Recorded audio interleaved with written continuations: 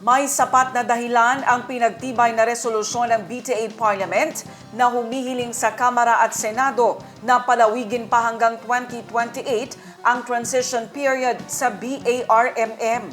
Ito ang sinabi ni Deputy Speaker Paisa Lintago. Inilatag ng mambabatas ang kanyang personal na opinyon sa issue sa panayam ng iMinds Philippines Exclusive.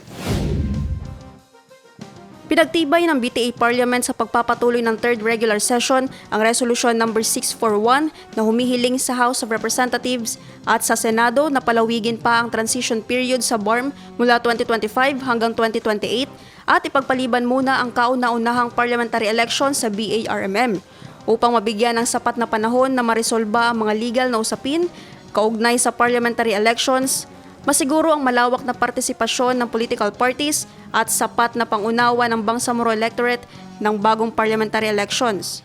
Ayon kay Deputy Speaker Paisa Lintago, malaking issue ang naging desisyon ng Supreme Court hinggil sa exclusion ng Sulu sa BARM, lalo na sa usapin ng parliamentary districts. Yung personal opinion is not the position of our party, the UBGP. Ang personal opinion, may rason din na may extend. Una yung pagsiparit ng Sulu. So, the Sulu were allotted 7 district seats. So, saan mapupunta yung 7 district seats na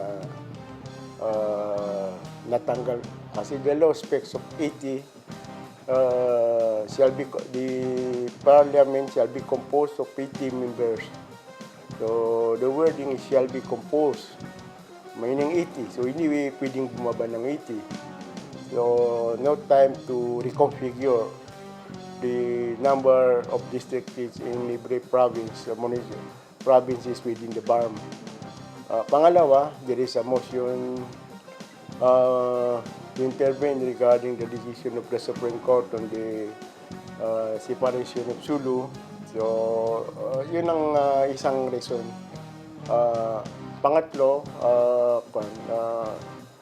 yung political climate in the area. So that's the main reason. But the principal reason, the Sulu case.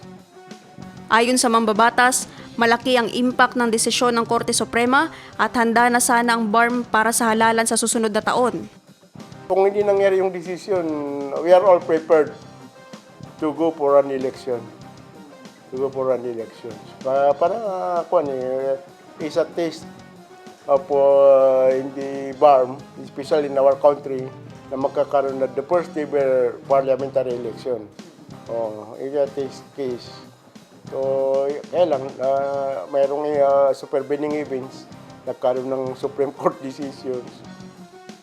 Ang pinagtibay na resolusyon ay isinulong ni na Members of Parliament by Intan Ampatuan, Khalid Haji Abdullah, Jamila Ramos, Siti Fahani Uyuyod, Liza Alamia, Jose Lorena, Michael Mintimbang, Jafar Apollo Micael Matalam, Rasul Ismael, Basir Uto, Kadil Sinulinding Jr., Said Sheikh at Hatimil Hassan bilang principal authors ng resolusyon.